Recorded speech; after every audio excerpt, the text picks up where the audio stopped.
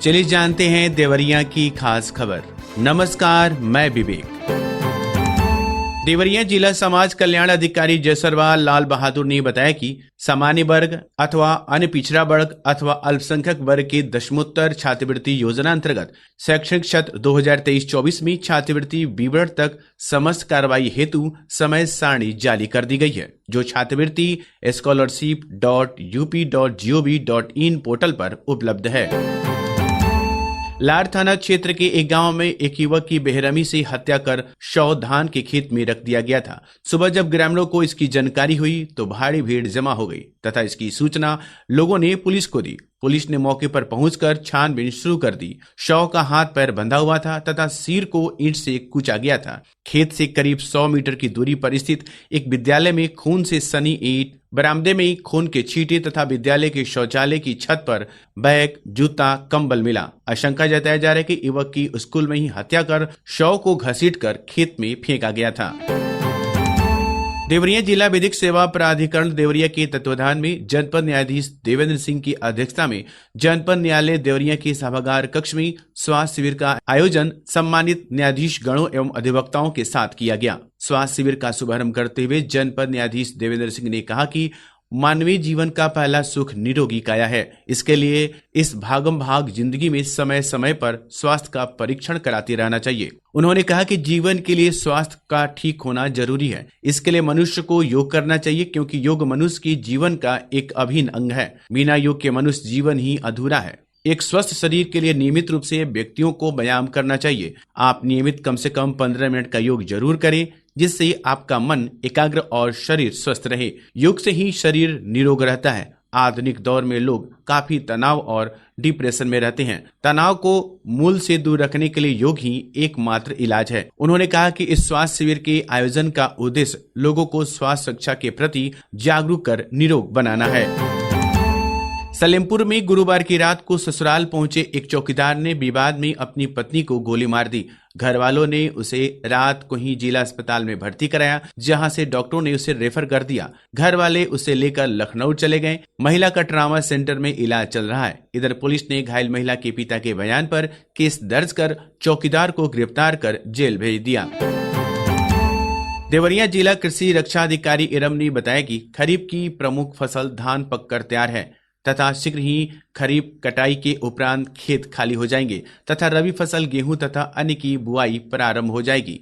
फसलों में अधिकांश रोग बीज जनित व भूमि जनित होते हैं, जिसके कारण फफूंदी के बीजाणु आदि भूमि में मृदा में उपस्थित रहते हैं, जो अनुकूल परिस्थितियों में फसल को संक्रमित कर उत्पादन को प्रभावित करती है, जिनका नियंत्रण व रोकथाम भूमि व बीज शोधन द्वारा किया जा सकता है।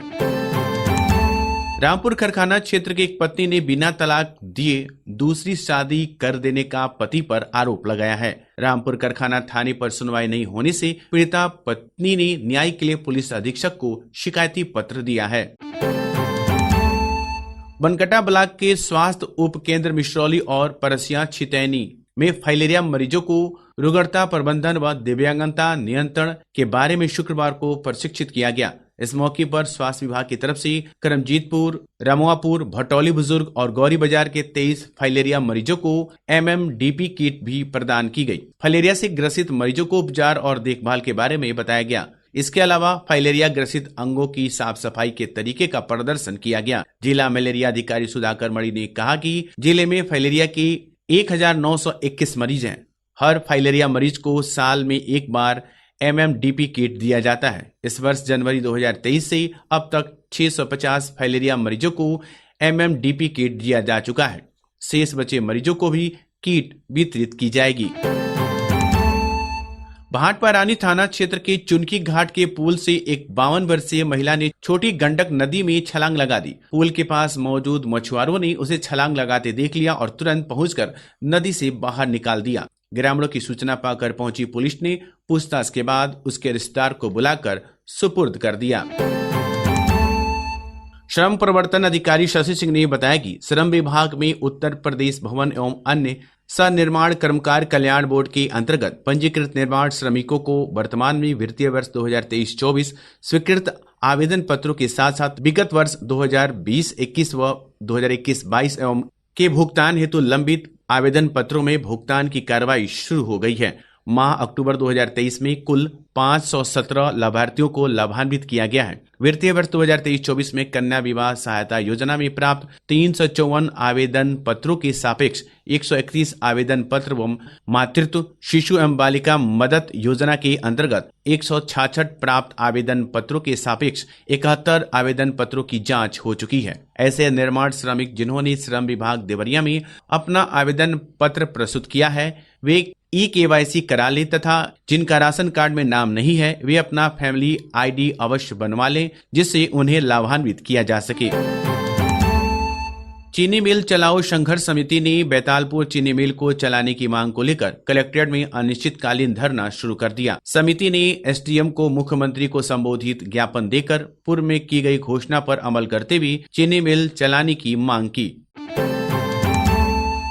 जिलाधिकारी अखंड प्रताप सिंह की अध्यक्षता में निराश्रित गोवंश के 100% संरक्षण हेतु 1 नवंबर से 31 दिसंबर 2023 तक विशेष अभियान चलाकर निराश्रित छुट्टा गोवंश को निकट अस्थायी आश्रय स्थलों में संरक्षित करने तथा विशेष अभियान को संवेदनशीलता से ग्रामीण एवं नगरीय क्षेत्रों में संचालित एवं क्रियान्वित कराने तथा अभियान के अनुश्रवण हेतु विकास भवन के गांधी सभागार में बैठक आहूत की गई। भारतीय किसान यूनियन और राजनीतिक के जिला अध्यक्ष राघवेंद्र प्रताप शाही के नेतृत्व में एक प्रतिनिधि मंडल ने जिलाधिकारी से मिलकर रबी अभियान की शुरुआत में ही फास्फेट खाद की किल्लत से अवगत कराया। महर्षि देवराहा बाबा स्वशासी चिकित्सा महाविद्यालय में शुक्रवार को रोगियों की कतार लगी रही। बाल रोग विभाग के OPD में तीमरदारों के बीच पहले दिखाने के लेकर होड़ लगी रही। इस बीच स्वास्थ्य विभाग के कर्मचारियों को काफी मशक्कत करनी पड़ी। बरियारपुर क्षेत्र के माड़ीपुर और दुबौली गांव के बीच महिलाओं से छिनैती करने वाले बदमाश एक सप्ताह बाद भी पकड़े नहीं जा सके हैं। पुलिस जेल से जमानत पर रिहा बदमाशों का मोबाइल लोकेशन ट्रेस कर मामले का पर्दाफाश करने में जुटी है। इसके अलावा महिलाओं ने जिस बैंक से रुपए निकाले थे पुलिस वहां की CCTV फुटेज भी खंगाल रही है। वहीं लगातार दिन दहाड़े छिनैती की घटनाओं से लोगों में भय का माहौल है। अब चलते चलते मौसम की जानकारी लेते हैं। 4 नवंबर 2023 शनिवार को अधिकतम तापमान 32 डिग्री और न्यूनतम 18 डिग्री सेल्सियस तक रहने की संभावना है। दिन में मौसम मुख्यतः रूप से साफ रहेंगे, वहीं रात्रि में आंशिक रूप से बादल छाए रहेंगे। सूर्योदय का समय रहेगा 6:05 और सूर्यास्त का 5:11।